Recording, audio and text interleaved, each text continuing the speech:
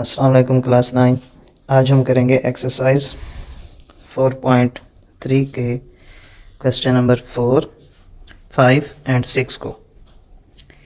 तो हमें जो ये क्वेश्चन नंबर 4 दिया गया, इसमें कह रहे हैं the HCF of two polynomials is y-7 and their LCM is y³ - 10 square plus 11y plus 70.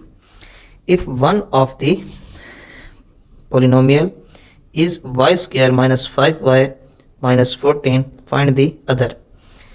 तो पहले एचसीएफ यहाँ पर बताया, वो है y-7, फिर एलसीएम बताया तो वो है y³ - 10 square plus 11y plus 70 respectively, यानी तरतीब से। उसके बाद बता रहे हैं कि one of the polynomial is y² - 5y - 14, find the other. देखें, पहले तो इसमें मैं आपको एक बात बताता चलूँ कि 4.3 में दूसरा जो हमारे पास सवाल था उसके अंदर लफ्ज़ एक्सप्रेशन यूज़ किया है, जबकि तीसरे सवाल में भी यहाँ पर एक्सप्रेशंस लफ्ज़ इस्तेमाल हुआ है। उसके बाद जबकि इस चौथे सवाल में लफ्ज़ पोलिनोमियल इस्तेमाल हुआ है। देखें, एक्सप्रेशन जहाँ आ जाए उसका मतलब अलजेब्रिक जुमला होता है, यानी वेरिएबल और कांस्टेंट को मिलाकर लिखना और उनको प्लस माइनस डिवाइड, यानी कि जो मैथ में साइन यूज़ होते हैं उनके इस्तेमाल से मिलाकर लिखना। जैसे यहाँ माइनस प्लस माइनस, तो इस यानी कि तर्ज पे जब हम लिखते हैं तो वो अलजेब्रिक जुमला बन जाता है, जिसको इंग्लिश में एक्सप्रेशन कहते हैं। अब ये जो यहाँ पर बोला गया है पोलिनोमियल वो रकमें होती हैं जिनमें वेरिएबल की पावर यानी एक्सपोनेंट उनका कुव्वतनुमा जमा में हो।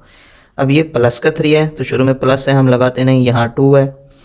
और अगर एक तो उनका कुव्वतनुमा जो है वो प्लस में हो वेरिएबल का, दूसरा कोई भी वेरिएबल बटा में ना हो, क्योंकि जब बटा में नहीं होगा तो फिर उनकी पावर क्या होनी चाहिए, प्लस में।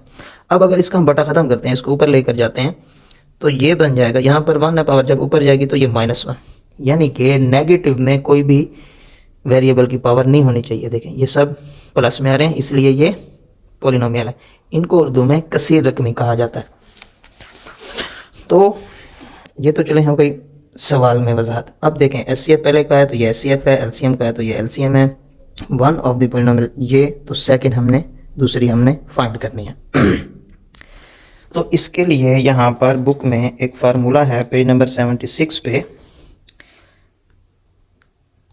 LCM multiply HCF is equal to first जो पोलिनोमियल है पी ऑफ एक्स से जाहिर कर रहे हैं और सेकंड पोलिनोमियल को क्यू ऑफ एक्स से जाहिर कर रहे हैं। ठीक है, तो अब ये देख लें कि हमें सवाल में एचसीएफ भी दिया गया है, एलसीएम भी दिया गया है, पी ऑफ एक्स यानी एक जो ना पोलिनोमियल की रकम है वो भी दी गई है, दूसरी फाइंड करनी है। किसी भी फार्मूले में अगर 4 रकमें हैं, 3 वो हमें बताएंगे, चौथी हम फाइंड कर देंगे। अगर किसी फार्मूले में 3 रकमें हैं तो वो 2 बताएंगे, तीसरी हम फाइंड करके देते हैं। तो इसके अंदर देखें, अब सवाल में जो हमें बताया गया हम वो वाला डाटा लिख लेते हैं। एचसीएफ बताया गया y-7, तो ये लिख लिया। एलसीएम बताया गया y³ - 10 का स्क्वायर प्लस 11y प्लस 70। उसके बाद पी ऑफ एक्स यानी कि एक जो उन्होंने हमें यहाँ पर वैल्यू बताई है, रकम बताई है एक, वो इसको हम फर्स्ट मान लेते हैं, y² - 5y एंड -14। और फाइंड दी अदर जो है वो हमने क्यू एक्स से जाहिर कर दी कि हमने ये फाइंड करनी है। अब वही जो भी मैंने आपको फार्मूला दिखाया है उसमें एचसीएफ एंड एलसीएम इस साइड पर है, p of x and Q x इस साइड पर है, हम और ये दोनों एक दूसरे के इक्वल है। हम इस साइड को इधर भी लिख सकते हैं और एचसीएफ मल्टीप्लाई एलसीएम को इधर भी, क्योंकि ये दोनों आपस में मल्टीप्लाई हो रहे हैं और ये दोनों अभी आपस में मल्टीप्लाई। इसको मैंने यहाँ पर इसलिए लिखा कि हमने क्यू ऑफ एक्स फाइंड करना है, इसलिए हमने इसको इस साइड पर लिखा। अब एचसीएफ की जो वैल्यू थी वो पुट कर दी, एलसीएम की जो वैल्यू थी वो भी उसके नीचे पुट कर दी, और यहाँ पी ऑफ एक्स की जो वैल्यू हमें सवाल में बताई गई है वो पुट कर दी। अब देखें, क्यू ऑफ एक्स जो कि फाइंड करना है तो इसको हमने वैसे लिख लिया। ये भी दोनों रकमें एचसीएफ और एलसीएम की हमने वैसे लिख ली। ये रकम यहाँ पर क्यू ऑफ एक्स से मल्टीप्लाई हो रही थी, ये इधर जाकर डिवाइड हो जाएगी इस सारी रकम के साथ। अब इसको हमने करना है डिवाइड इस रकम के साथ, एचसीएफ के साथ नहीं, क्योंकि ये तो इससे छोटी रकम है, तो हम इसके साथ डिवाइड करेंगे, ये रकम बड़ी है, y³ है। तो यहाँ पर देखें इसको अगर हम डिवाइड करते हैं, अब ये देखें y क्यूब है, इधर y का स्क्वायर है। हमने इन दोनों में देखना होता है कि किस चीज़ की कमी है इसके अंदर। ये तो बड़ी रकम है। अब ये है y की क्यूब, ये है y का स्क्वायर। तो 3 में से 2 को अगर हम माइनस करते हैं तो 1 y बचता है, यानी 1 y इसके अंदर ज़्यादा है। तो 1 y को हम इस सारी रकम से मल्टीप्लाई करेंगे। मैं यहाँ आपको रफ अमल में करके दिखाता हूँ कि 1 y को हमने मल्टीप्लाई करना है Y square minus 5y minus 14। ये देखें y जब y स्क्वायर से मल्टीप्लाई होगा तो ये बन जाएगा y cube plus minus minus 5 वैसे, या 5 1 ज़र 5, y से मल्टीप्लाई होगा y का square plus minus minus y जब 14 से मल्टीप्लाई होगा तो ये बन जाएगा 14y।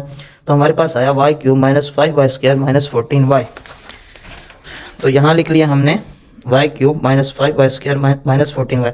अब इनके साइन चेंज, प्लस का था माइनस का, माइनस का था प्लस का, माइनस का था प्लस का, डिवाइड हो रहा है, डिवाइड में हम इनको माइनस करते हैं क्योंकि डिवाइड का मतलब भी काटना होता है, और माइनस में नीचे वाली रकम की वैल्यू को हम साइन को चेंज कर देते हैं।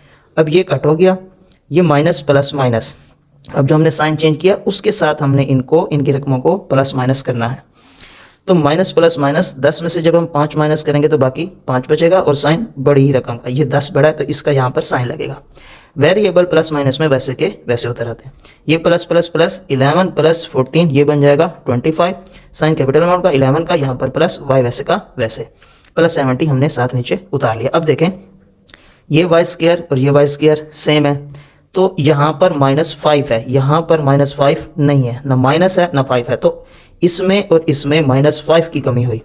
तो हम -5 को मल्टीप्लाई कर लेंगे y square minus 5y minus 14 से। तो minus plus minus 5y square से मल्टीप्लाई होगा 5y square, minus minus plus 5 5 ज़र 25y वैसे का वैसे, माइनस माइनस प्लस 5 4 ज़र 20, 0 लगा 2 कैरी, 5 1 ज़र 5 प्लस 2 7। तो ये आ जाएगा हमारे पास प्लस 70, यानी minus 5y square plus 25y plus 70 हमने यहाँ पर लिख लेना है। अब इनके साइन चेंज, माइनस का था प्लस का ये कट गया, प्लस का ये है, और इसके साइन चेंज करने के बाद माइनस का 25 ये कट गया, ये प्लस का था इसका साइन चेंज किया माइनस 70 हो गया, तो ये भी कट गया। अब हमारे पास जो इसका आंसर आया वो है y माइनस 5, यानी इस रकम को इससे मल्टीप्लाई किया तो ये पूरा पूरा डिवाइड हो गया। अब देखें ऊपर यहाँ पर देखें कि इन दो रकमों को हमने डिवाइड किया, हमारे पास जो आंसर आया वो है y माइनस 5। तो ये डिवाइड होने के बाद y माइनस 7 के साथ यहाँ पर लिख दिया। ये आपने करना है सवाल में, क्योंकि बुक में जो यहाँ पर सवाल दिया एग्जाम्पल में वहाँ पर भी वो इस डिवाइड वाले पार्ट को यहाँ पर हल करके दे रहे हैं। यहाँ पर अगर ना करते तो फिर इसी को ही वो यहाँ पर इसका आंसर लिख के हल कर देते और साइड पर करते। अब हम इसको क्या करेंगे, y को y से मल्टीप्लाई किया, y का स्क्वायर बन गया।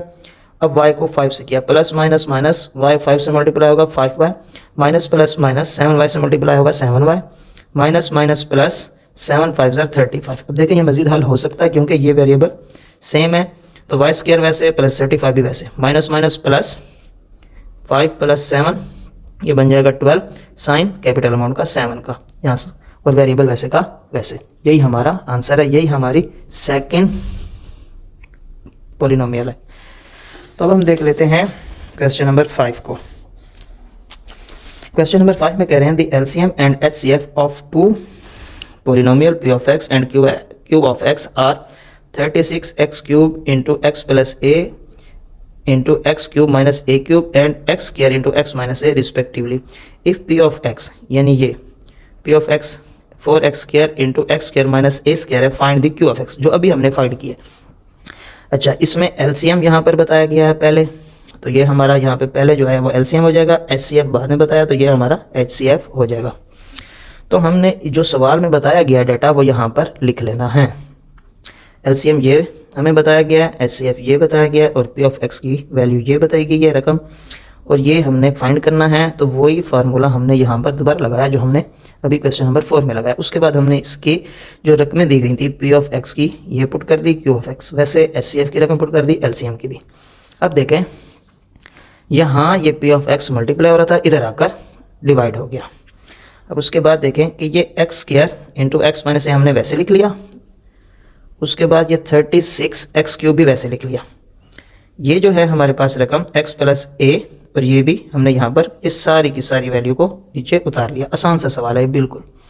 अब देखें जो इसके बटन में रकम थी 4x² into x² minus a², ये हमारे पास शेप है a² माइनस b² की। तो ये फार्मूला एक दफ़ा ओपन होता है माइनस में, एक दफ़ा ओपन होता है प्लस में।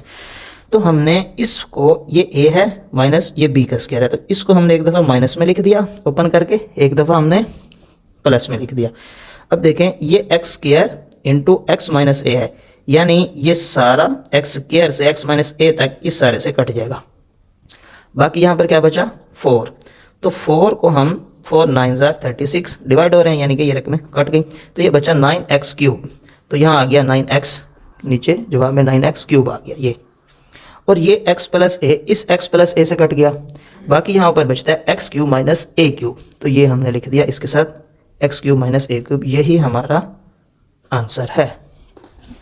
अब हम देख लेते हैं इसका 4.3 का last question, question number 6। The HCF and LCM of two polynomials is x plus a and 12x² into x plus a into x² minus a² respectively, यानी तरतीब से HCF ये हो गया, LCM ये सारी रकम हो गई। Find the product of two polynomial. तो पहले मैं आपको यहाँ पर सवाल में जो बताया गया वो लिख लेते हैं। HCF जो हमारे पास है x प्लस a है, LCM ये वाला सारा हिस्सा है हमारे पास, product of two polynomial find करना है। तो मैं यहाँ पे आपको बुक में दिखा देता हूँ, जहाँ हमारा ये 4.3 वाला पेज है, उसी में यहाँ पर ये ऊपर फार्मूला बता रहे हैं कि LCM multiply HCF is equal to product of two polynomial. तो ये दोनों हमें सवाल में दिए गए हैं, ये हमने फाइंड करना है। यानी अगर हम इसको मल्टीप्लाई करते हैं या इसको इसके सवाल की कंडीशन के मुताबिक हल करते हैं कि वो उसके सवाल में क्या कंडीशन लागू हो रही है वो भी हम करेंगे, तो इसको जब हम मल्टीप्लाई करेंगे तो ये हमें हासिल हो जाएगा। इस सवाल के मुताबिक इन्होंने HCF फाइंड करना था, प्रोडक्ट ऑफ टू जो पॉलिनोमियल थे वो ये हैं, LCM ये है, इसमें से कॉमन लिया, इधर से भी कॉमन लिया, तो ये हिस्सा सारे हिस्से से कट गया, बाकी ये इनका आंसर है। लेकिन हमने क्या फाइंड करना, प्रोडक्ट ऑफ टू पॉलिनोमियल। तो हम इसके मुताबिक हल करेंगे। ये देखें यहाँ हमने वही फार्मूला लिखा बुक वाला, HCF यहाँ लिखा, LCM यहाँ लिख दिया। अब देखें ये जो 12x² है इस सारी रकम से मल्टीप्लाई हो रहा है, इधर भी ब्रैकेट है तो ये इसके साथ भी मल्टीप्लाई हो रहा है। मैंने इस 12x² को यहाँ लिख दिया बाहर, क्योंकि ये सब से मल्टीप्लाई हो रहा है। अगर ये इधर मल्टीप्लाई हो जाए, इधर भी हो जाए, तो उसके बाद हमें ये सारी रकम फिर इसके साथ भी तो मल्टीप्लाई करनी है ना। तो इसका मतलब इसके बीच में प्लस माइनस तो नहीं है ना, ब्रैकेट है, मल्टीप्लाई हो रहा है। तो मैंने ये इसको यहाँ लिख दिया।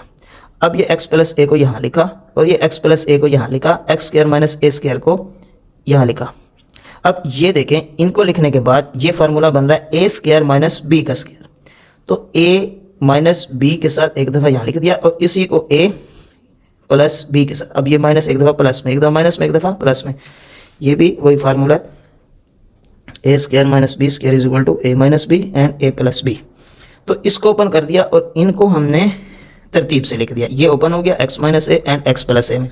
अब देखें 12x² वैसे ये x प्लस a है, ये x प्लस a है, ये भी x प्लस a है, ये आपस में क्या हो रहे हैं मल्टीप्लाई। तो इनकी पावर्स क्या हैं 1। तो जो आपस में मल्टीप्लाई हो रहे हों उनके एक्सपोनेंट ऐड हो जाते हैं। ये 1 एंड 1 2 एंड 1 3, ये 3 आ गया और ये x माइनस a हमने यहाँ लिख दिया। यही हमारा आंसर है।